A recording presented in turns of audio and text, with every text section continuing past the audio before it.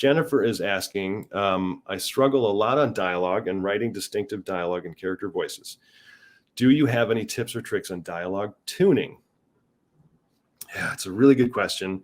I tried to avoid this one because coaching or teaching a writer how to write great dialogue is so difficult from a teaching or a teacher's perspective or standpoint, because it's something that's so personal to the writer. And so anytime you see a class where they're guaranteeing something like, you're going to know how to write great dialogue after this, really take that with a grain of salt.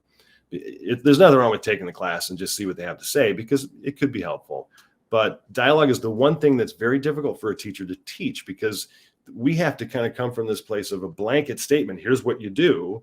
And yet it's not the same for everybody, because you, Jennifer, have your own personal, independent, emotional response to the world. I was trying to say a word different than voice compared to somebody else, so like my voice and how I would approach dialogue is going to be completely different to how you would approach that, because it's also then per character, per script, per situation, per moment, so there's a lot of caveats. I will say the best thing you can do is take the character development approach, meaning it's not about developing dialogue, it's about developing who the character is. And so that process of developing character happens long before you get to pages. And so it could be a little bit of a development process issue that we're having that is keeping us from writing great dialogue. In other words, how I approach it when I'm working with my writers, this is something that we focused a lot on during our retreat about a week or two ago, was moment listing as a way to develop character.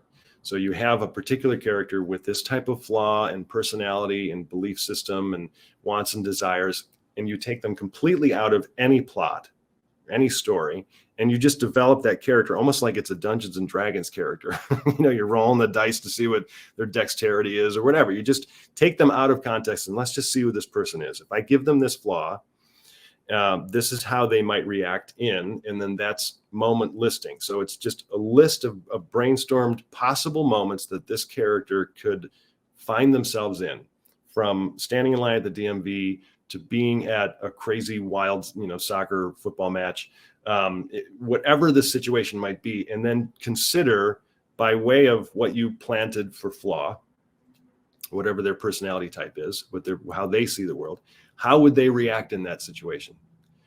And come first from kind of a physical response, but then you can start throwing in lines of dialogue and just see what they might say. If you wanted to jump to pages for just to write a scene, test that character out. And you have to be coming from the strong place of that character would say that, not you, the writer, that character would. And then do the same thing for a different character and give them a completely different perspective on life and personality and flaw and all those things. And then really consider, okay, let's put them in some of these situations. Maybe they're the same situation I just brainstormed for that character. Let's see how that character responds. Test them out in some, light pages, just to see how, what they might say in response to certain things. You're going to slowly start to see how different those responses can be. And that's, I think, a key with dialogue, is that they're more response oriented, because it's the situation and the action that's more interesting for the audience than the dialogue is. How often do we really remember lines of dialogue from movies? We'll remember some really great lines from like the best movies, but when you're done watching a movie that you thought was, it's kind of fun. Like I just watched the Haunted Mansion, Disney's Haunted Mansion, the other night. It wasn't that great. It was fun. It had some fun little moments.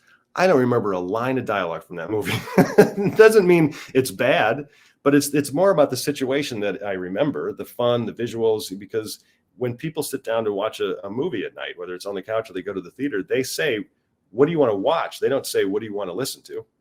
So the dialogue is more about a reaction to the situation the character's in by way of who that person is.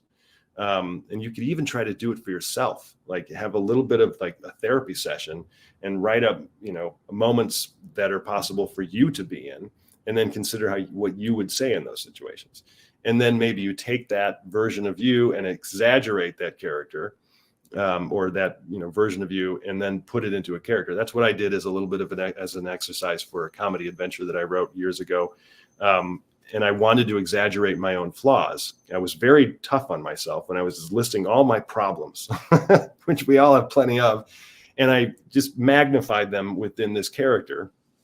And then I put that character in a whole bunch of situations that I knew the character would not want to be in. What are the worst possible things that this character could be forced to do? Let's see that character in those situations. And suddenly I was like, this is kind of funny. And let's make it a comedy.